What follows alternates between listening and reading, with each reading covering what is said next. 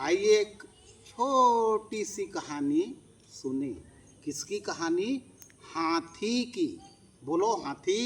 हाथी। हाँ, हम भी अगर बच्चे होते, नाम हमारा होता बबलू गबलू, खाने को मिलता लड्डू।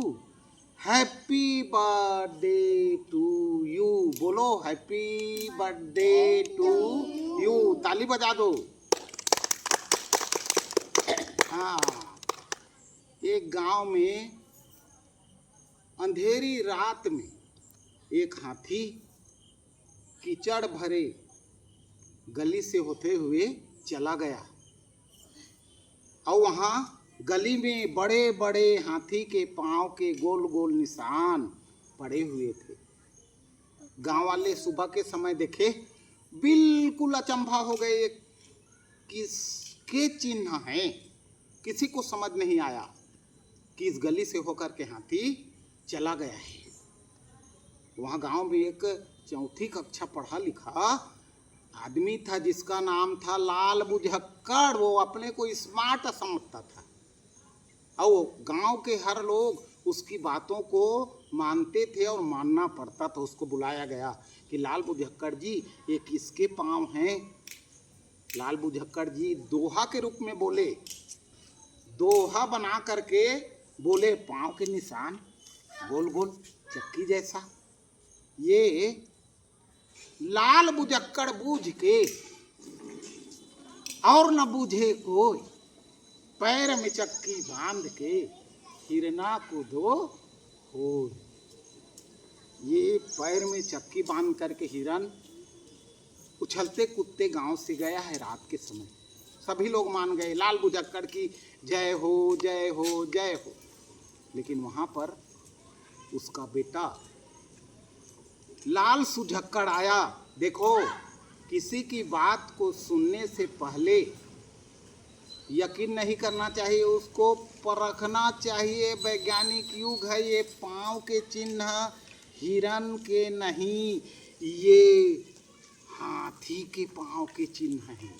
और हाथी धमक धमक आता, हाथी धमक धमक जाता। हाथी जब फसलों में जाता, हाथी भारी नुकसान पहुंचाता। हाथी जब गांवों में आता, हाथी लोगों को रौंदता जाता। हाथी रौंद देता है, खतरनाक जानवर है। ये उस हाथी के पांव के चिन्ह हैं, धोखे में मत रहना। लाल सुझक्कड़ ने कहा, किसी की बातों को यकीन करने से पहले उसको परखना चाहिए। ये वैज्ञानिक युग है, ये वैज्ञानिक युग में परखने का युग है। परखो, समझो, उसके बाद जानो।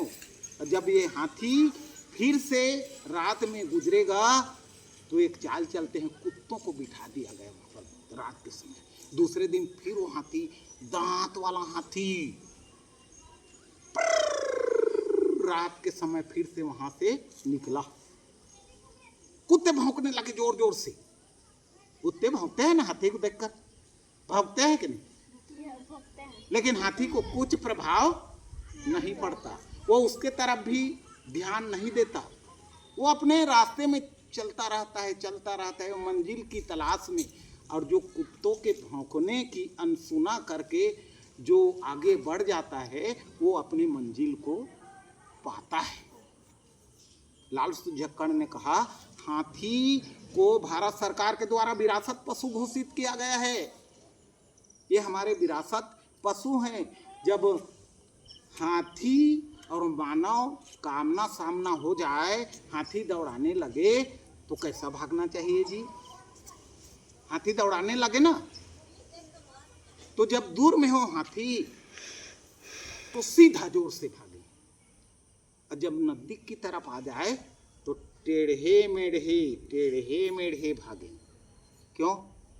क्योंकि हाथी बहुत बड़ा जानवर है, वो अचानक मुड़ नहीं पाता।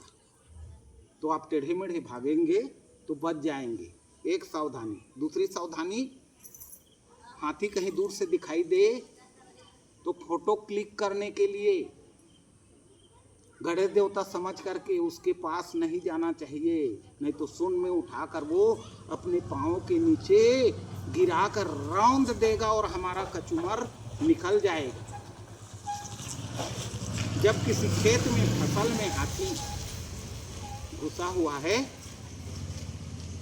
तो उसको वन विभाग को सूचना दें, सूचित करें और सुरक्षित रहें। और जंगली हाथी, दंतैल हाथी के नज़दीक बिल्कुल ना जाएं। हमें क्या करना चाहिए? जब हाथी दौड़ाए या गांव की गली में टेढ़े मेढ़े भागना चाहिए। दूर हाथी जब दूर हो तब टेढ़े मेढ़े भागना चाहिए, सीधा। और नजदीक में आ जाए तो टेढ़ा मेढ़ा भागना चाहिए। अब गांव की गली से गुजर रहा हाथी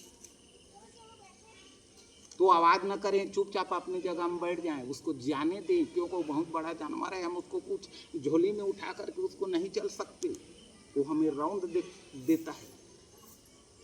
इसलिए हाथी से सावधान रहें।